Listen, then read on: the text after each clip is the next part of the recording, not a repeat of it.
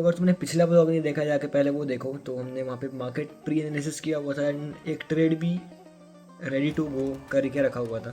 So market open हुआ, trade place हुई, मैंने पेंडिंग ऑर्डर लगा के रखा था, तो उसमें हमको अच्छा खासा मोमेंटम कैप्चर हुआ है। सो अराउंड हमने 230 पिप्स उस ट्रेड में बुक किया है। उस ट्रेड का ब्रेकडाउन दे दूंगा एक बार और अच्छे से मैं एकदम चार्ट में तुमको ले जाके कि क्या एनालिसिस था उसके पीछे का और किस तरह से हमने ट्रेड लिया था और प्रॉफिट कितना हुआ और साइकोलॉजी और कॉन्सेप्ट्स के बेसिस पे।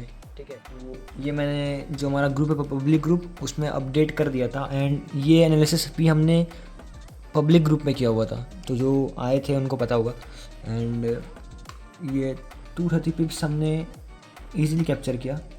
मनी फ्लो वाला कॉन्सेप्ट है हमारा, तो अभी मैं ट्रेड का ब्रेक डाउन कर दूंगा, कोई दिक्कत नहीं है। अगर तुम चार्ट को टाइम दे रहे हो और तुम एफर्ट दे रहे हो ना अपना मार्केट पे, तो वो रिजल्ट तुमको मिलेगा मिलेगा। मेरे को कुछ मिल नहीं रहा था, बट फिर भी मैं वीकेंड के दिन संडे को आया, लाइव मीट पे भेजा उनको, मीट में गूगल मीट, वहाँ पर मैंने एनालिसिस किया और हमारा ट्रेड का कोई प्लान नहीं था। हमें एनालिसिस किया, अपॉर्चुनिटी मिली अच्छी, ट्रेड पंच किया, ऑर्डर पेंडिंग ऑर्डर लगाया, प्रॉफिट बुक किया अच्छा खासा।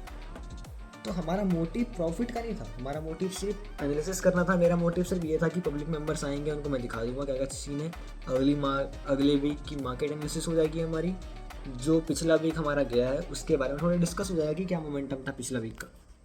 तो बेसिकली प्रॉफिट बुकिंग या फिर कोई ट्रेड लेने का रीज़न नहीं था या फिर मोटिव नहीं था, बट क्या हमने टाइम दिया, एफर्ट डाला एंड उस एफर्ट का हमको रिजल्ट ये भी मिला कि हमको एक अच्छी हाई एक्यूरेसी वाली ट्रेड मिली जिसमें हमने इजीली 230 पिप्स कैप्चर किए। ये मेरा एक टाइम का एक्सपीरियंस नहीं है, ये पहले भी बहुत बार एक्सपीरियंस मैं कर चुका हूँ, तो वही शेयर कर रहा हूँ कि अगर तुम कोई भी एफर्ट पुट कर रहे हो तो तुम्हें रिजल्ट्स मिलेंगे, बिल्कुल मिलेंगे। हो सकता है और भी अच्छे रिजल्ट्स मिले, एक्स्ट्रा रिजल्ट्स मिले, बोनस रिजल्ट्स भी मिले।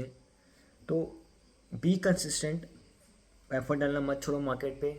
चार्ट देखना, ज़्यादा चार्ट को देखोगे उतना ज़्यादा उससे बात करना सीखोगे। और एक बार अगर चार्ट को समझ गए, मार्केट का कैरेक्टर समझ गए, स्पेशली गोल्ड का, तो फिर तुमको लाइफ टाइम बेनिफिट देने वाला है। सो ज्ञान तो इतना ही था, अपन ट्रेड का ब्रेक डाउन करते हैं। Let's break down this trade. So ये जो ट्रेड थी हमारी ना, इसमें सिंपल सा रीज़न था, ज़्यादा कुछ हमने खतरनाक नासा वाला कोई टेक्नोलॉजी लगा के क्या नहीं किया था, एनालिसिस नहीं किया था, हुआ था। देखो यहाँ पे मैंने मार्क किया हुआ है, ये लास्ट सेलिंग का एरिया था मार्केट का, ये वाला, एंड लास्ट बाइंग यहाँ से ही थी मार्केट पे। सो जो अगला सेलर या बायर आता है ना, अगला सेलर कहाँ से आता है, इस लेवल के ऊपर से आता।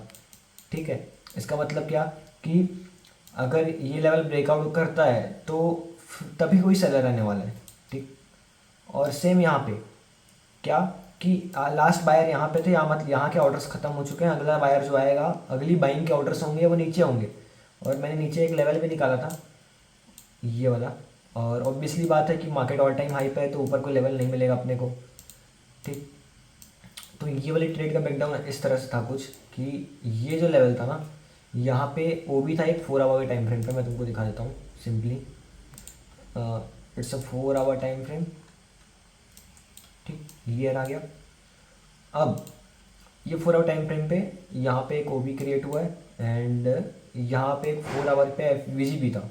ठीक है, सो मार्केट क्या कर रहा था, मार्केट यहाँ पे था, इस ओबी के चलते हम ट्रेड में नहीं एंटर किए, ओनली बिकॉज ऑफ द ओबी। हमने लिक्विडिटी का भी यूज़ किया है एंट्री करने से पहले, क्योंकि मेरी क्या चीज़ थी यहाँ पे, देखो 4 आवर में तुमको अच्छे से दिखेगा यहाँ पे मार्केट पे क्या हुआ है, ट्रेंड लाइन का ब्रेकआउट हुआ है।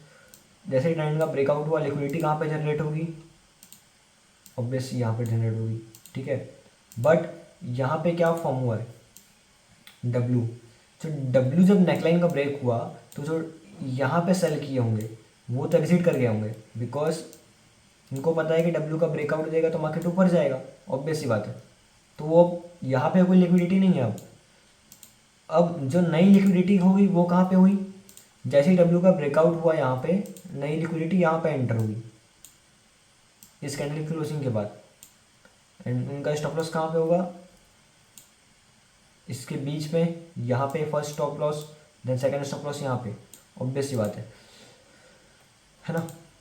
तो यहाँ पे जो बाई किए, जो कि बाई किए क्या, चार्ट पैटर्न वाले डब्लू वाले जो बाई किए, उनका लिक्विडिटी यहाँ पे हो गया उनका एसएल्स।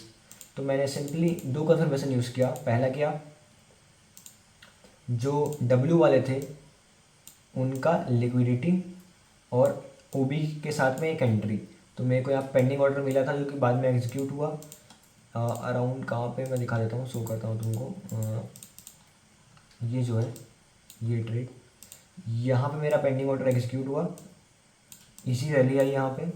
और इस ट्रेड में हमने अराउंड अराउंड 1:2 कैप्चर किया, 200 पिप्स आराम से कैप्चर किया। इसमें हमारा टारगेट बड़ा था बट मैं ये कैंडल की रिएक्शन के बाद में निकल गया।